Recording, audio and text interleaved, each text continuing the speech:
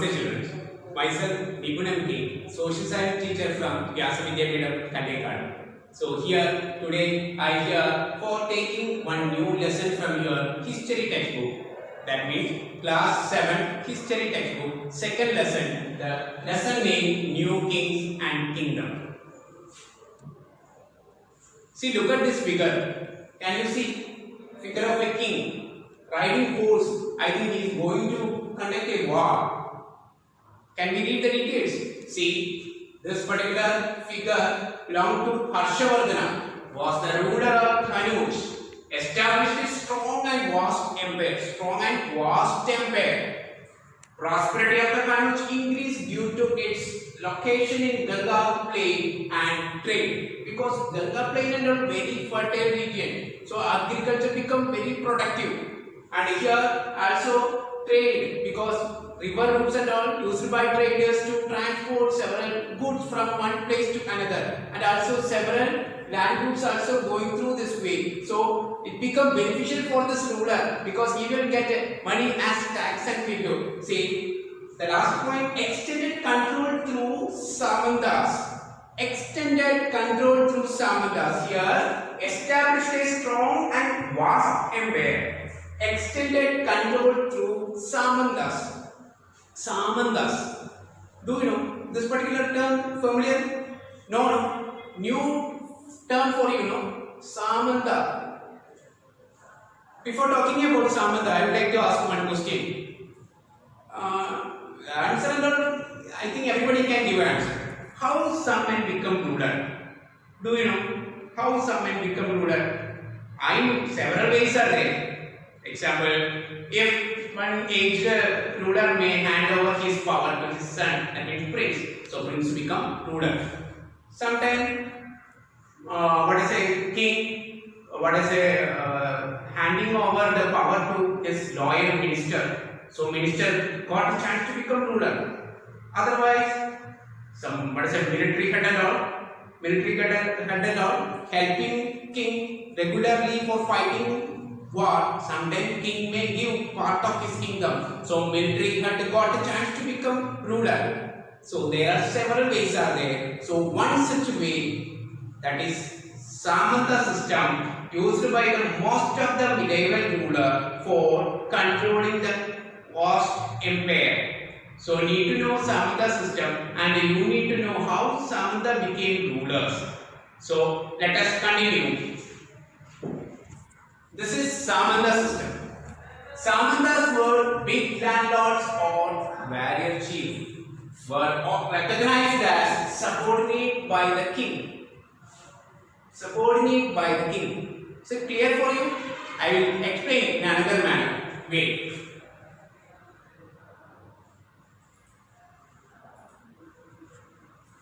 See, if one ruler got a small place for ruling, that is very comfortable, convenient, because possible to go each and every corner, possible to look, otherwise possible to maintain law and order, because small area.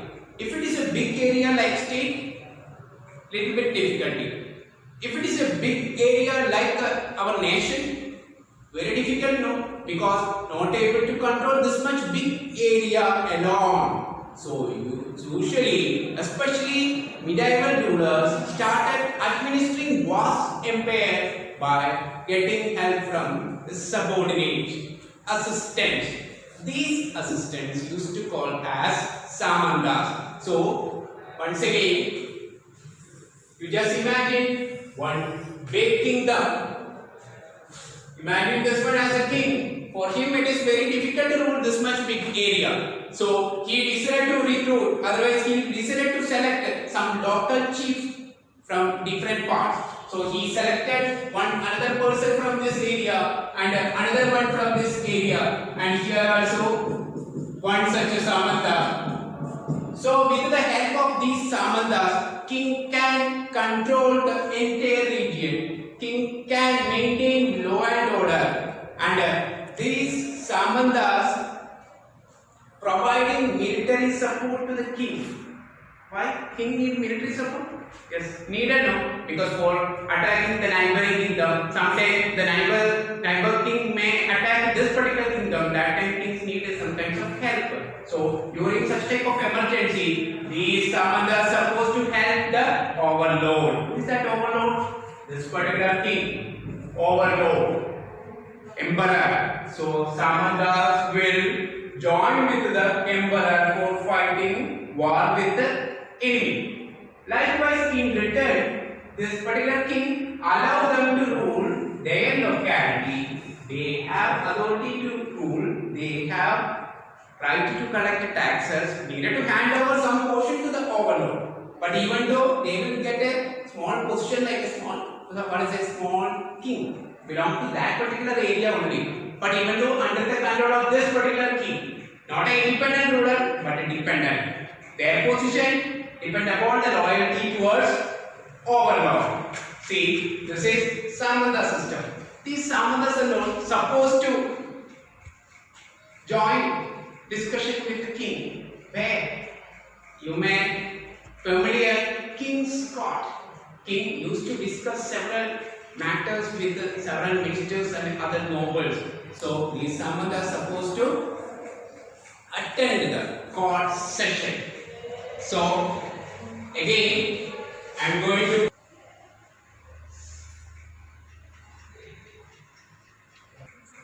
see the slides. Samanta system. Once we read two sentences. See, Samantas were big landlords or warrior chief. These Samantas were recognized as subordinate by the king, otherwise emperor. Duties of Samantas. Look at these points. Duties of Samantas. Had to give gift to the king or overlord. When they are meeting their overlord, needed to provide a gift. When they are going to attend the court session, they needed to provide gift. So, had to give gift to the king or overlord. Next one, required to attend the court session for discussion. Several matters they needed to discuss, because this particular overlord taking decision for the entire empire. So, these subordinates need to know. Then only they can follow the same. So, required to attend the court session. Provided military support to the king whenever required. When there is emergency, sometimes king may call the help of these Samantas. These Samantas needed to help. Okay. Another duties. Collected land revenues from the regions assigned. They got one small area now for looking after one area. So they needed to collect land revenue. Raise an armed contingent from the revenue. By using the revenue amount, needed to maintain a small army for look after law and order in that particular locality, and also needed to help the overlord when there is emergency. The third point, deposited king's share, rest was used by them.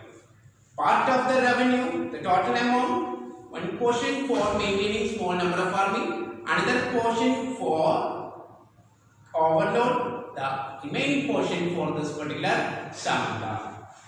Maintain peace and order in the region. This particular Samanta needed to maintain law and order. So, maintaining peace and order in the region. These are the duties of Samantas. See, listen. Samantas. Once I told you how Saman become ruler several ways, and I introduced Samanta. How Samanta become ruler? They were subordinates. They are subordinates. How they are going to become ruler? Some powerful Samantas, because they are having what is a military power. They are having what is a political power in a particular small locality. By using this particular position and power, and by using this kinds of wealth, sometimes these Samantas become powerful. Sometimes they may extend their control. Sometimes even they are going to overthrow their overlord. So, watch this. Samantas as rulers assumed independence under weak rulers. That means if the emperor, he or she may weak, not able to control these Samantas. So, in such a situation, some Samanta become powerful. Assumed independence, they will cut the connection between the overlord and the king. Sorry, this particular Samanta. They will act independently. They will take decisions independently. They will implement their decisions independently. So Samanta become independent ruler belong to that locality. He don't want to get consent from the overlord because weak ruler, no need. That is why, because having confidence to fight against that particular overlord. See, gradually gain wealth and power because possible to collect a revenue amount, possible to maintain small number of army, possible to keep a small share of that revenue amount. So automatically he will become wealthy, he will become powerful with the help of this military tool. Listen, adopted high sounding titles such as Mahasamanda, Mahamandaleshwara.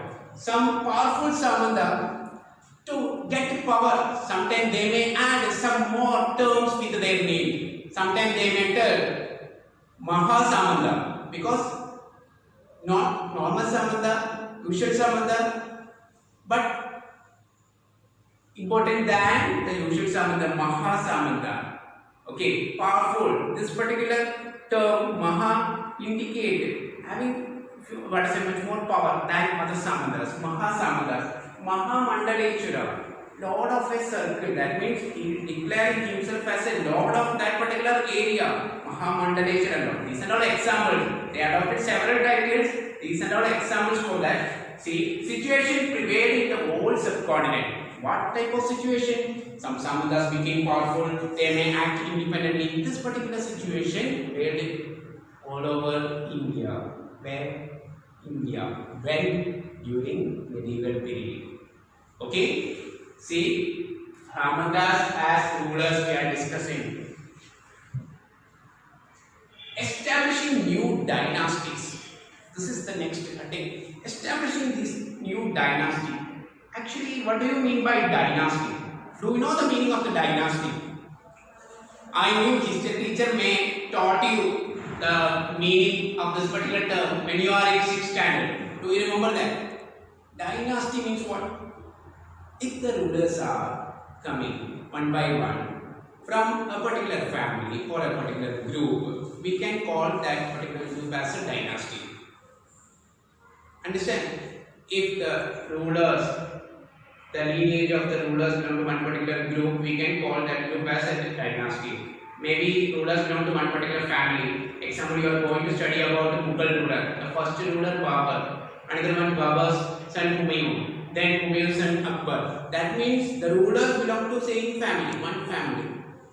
So that particular family, their name became dynasty name later because rulers belong to one particular group, family. Okay, so that is dynasty. Establishing new dynasty. Who is going to establish this new rulers? I told you, Samanta became ruler. This new ruler going to found one new dynasty that time. Their family name becomes sometime dynasty name later. So new dynasties. Under Samantas, new ruling dynasties emerged. Small, well-known new dynasties were, you can see one by one. See, Gurjara Pradihara, Rashtrakutas, Palas, Cholas, Chakmanas. Look at this map. You can see the location of the Gurjara Pradihara. This is the area. Concentrate this portion. This is Pala. And here the central portion, Rashtrakutas. And here the south tip, Chola. So these are new dynasties belong to medieval India. Listen. So students, I told you Samantas can become ruler. Here I am going to show one such example. When I am telling something, need to give some examples. No? That is why I am telling one such example. One Samanta became ruler. Here I am going to give one name and some other details. Look at this slide. Rashtrakutas in Karnataka. Rashtrakutas in Karnataka. Samantas of Chalukya ruler earlier, this particular Gandhi Durga chief, that subordinate, otherwise Samanta, under the overlord. Overlord belonged to which dynasty? Chalukya dynasty. So, Rashtrakuta earlier they were just a small local ruler under Chalukya. But Dandidurga overthrew his Chalukya chief and proclaimed independence.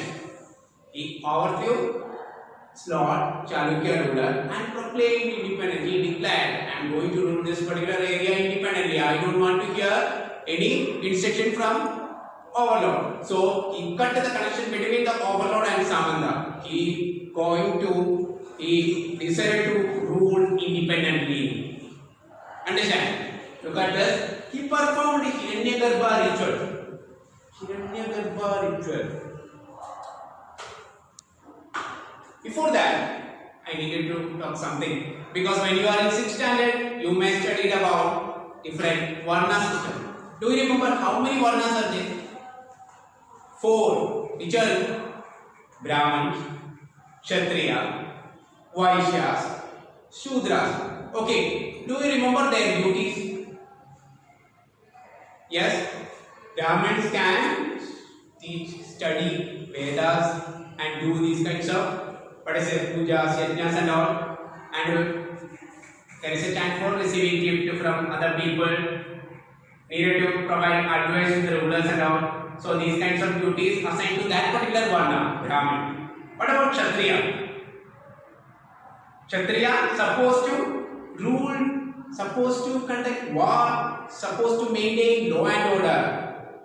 So Kshatriya people can become ruler. Earlier, this Varna system, these rules and regulations are not very strict, but especially during medieval period, started changing, small kinds of change. See, actually, this Dandidurga belonged to Rashtrakuta chief, may not belong to Kshatriya Varna. So he needed to get that Kshatriya status, then only he can become ruler. So listen here, Dandidurga overthrew his Chalukya chief and proclaimed independence and performed Hiranyagarbha ritual for what?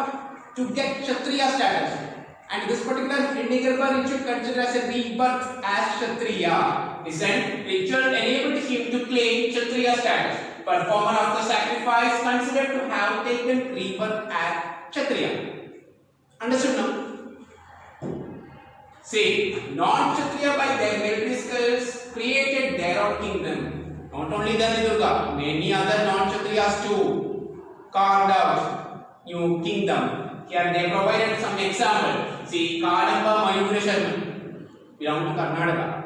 Another one, Gurjara Pradihara, Harishchandra belong to Rajasthan. These people too not belong to Kshatriya, but even though they came as ruler. See, new kings and titles.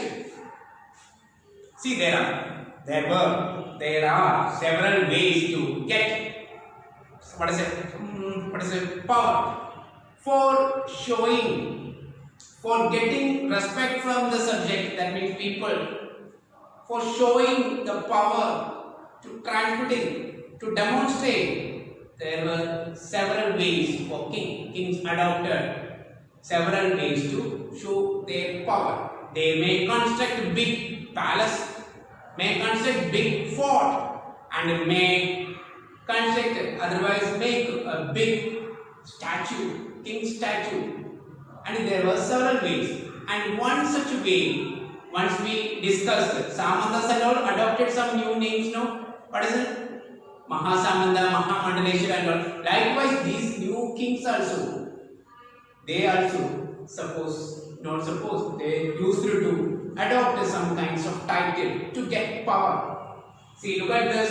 They assumed titles like Maharaja, Adhiraja.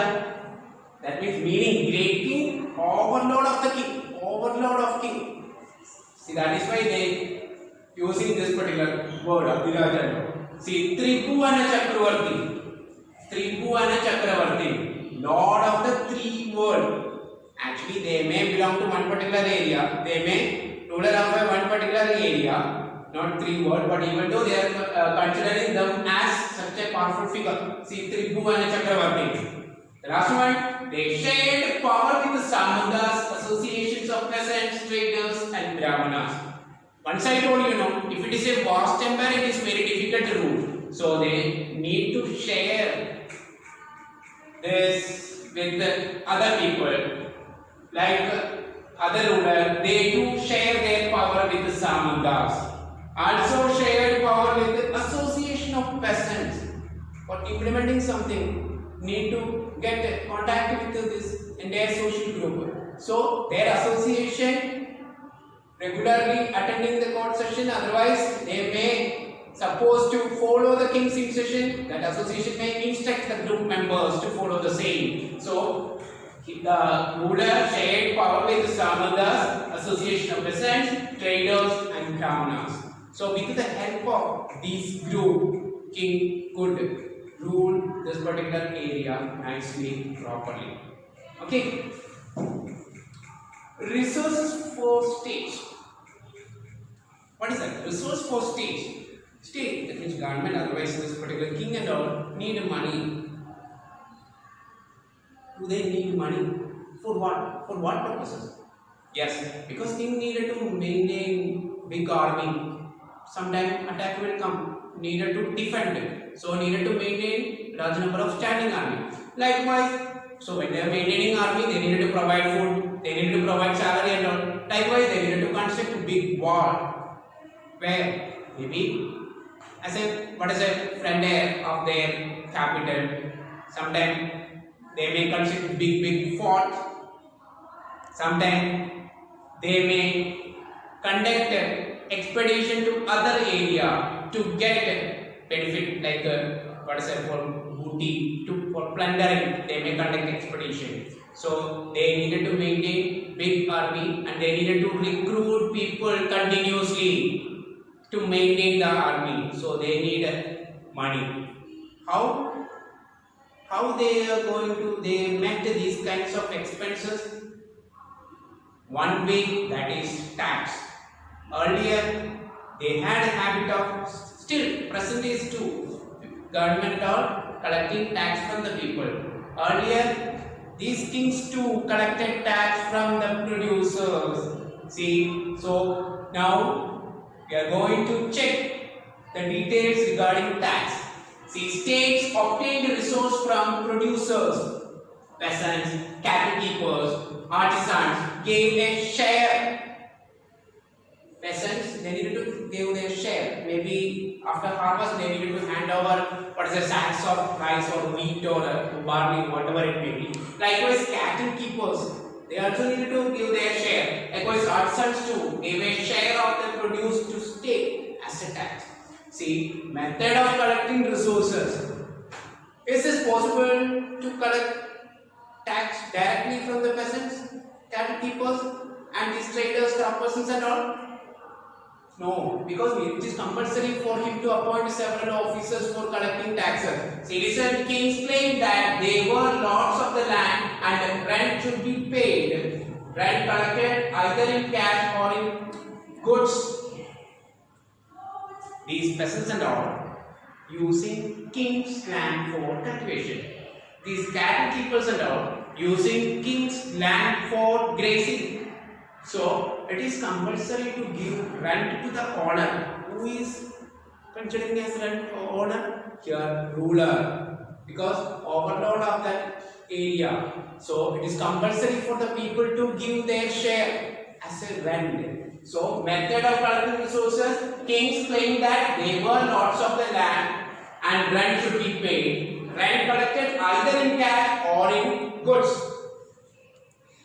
Utilization of resources. Utilization of resources. Kings collected money and they needed to spend for several purposes. So we can check they used it to finance the establishment of king and also to construct temples and forts. See, for fighting war. See, they utilize the resources for establishment of king, construct temples and fort, and fight war. See, benefits of war. War, is it beneficial? Yes, beneficial, because war brought wealth from other countries and regions. Sometimes they may attack other area and they are not going to rule that area just for plundering, collecting wealth and all, collecting precious products and all, and they may return back. So here war brought wealth from other countries and regions. See, it gave access to new land and trade routes. Sometimes they needed to get accessibility of the trade route. Sometimes if they had a control, if they have control over area, if that area containing trade route, definitely it become beneficial for the ruler, because definitely these traders supposed to provide taxes, otherwise they give. So it will become beneficial for the ruler. That is why it gave access to new lands and trade routes. Listen, triparty struggle. Triparty struggle, three-party conducting war for getting one such a famous center. Look at this. Struggle between three prominent chiefs of North for controlling to get control over Kannauj. Three groups trying. They competing each other. They fighting each other to get control over Kannauj. Gurjara Pratihara, Pala, Rashtrakutas fought this triparty struggle. City was an economic hub located on crossroads of trade routes. That was the specialty of the Kannauj, because hub of economic activity. See, that is located on crossroad of trade routes. Many trade routes connecting this particular area, going through this particular area, intersecting in this particular area. So it becomes a center, important economic hub, economic center. City was an economic hub located on crossroads of the trade route. This struggle known as triparty struggle. See, the struggle known as triparty struggle in Indian history, because three parties participated in the war. Competed. Who are they? Gurjara Pratihara, Palas, Rashtrakutas. See, earlier we discussed about taxes. See here some details of some different types of taxes imposed by the ruler. Okay, look at this. Chola inscription have 400 terms of taxes. 400 terms. Very difficult to imagine. See, they may collect a tax from all people. They may collect a tax from even tribals too, forest people too. Listen. So here Chola inscription have 400 terms for taxes. Few examples they provided here: Vetti and Kadamai. Vetti, a form of forced labor, and Kadamai, land revenue. Form of forced labor. For example, those who are providing services, they were not producing any kinds of objects or things, so not able to give a share. So such professional, they needed to provide their services to the king as a tax. That means they needed to work for the king and they will not get any wage or salary. Okay, so Vetti, a form of forced labor, and Kadamai, land revenue, is compulsory for farmers, because they are considering as a tenant. Owner of the land, ruler, supposed to provide rent. Who? Peasants supposed to provide rent. See, other types of taxes in Chola kingdom. Some examples. They even collected tax for this too. What is that? Thatching the house. See, for use of a ladder to climb palm trees. The last one, assess on succession to family property. See, whenever one particular family, head of the family, if he or she is going to hand over their property to the next generation, or maybe for their son or daughter, needed to provide assessed tax. So these are some examples. Revenue officials. I told you it is not possible for king alone can't collect a tax from the people. It is compulsory for him to get help from some kinds of officers for collecting taxes. So they appointed several officers.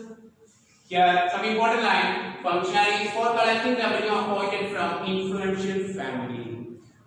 So those who are loyal to the king. If king is considering one particular family as a sincere, sometimes he may get a chance to become tax collector. Otherwise, he may get a good position in the king's court. So here, some influential family may get such chances. Positions are literally like that of army, possible to hand over the post to the next one. For example, if the king appointed me as a tax collector, what is it? When I am getting old, is it possible to hand over my duty to my son? So, often hereditary. Close relatives of the kings also appointed for the position. See, even relatives too. Their royal family members too appointed as officials. Okay?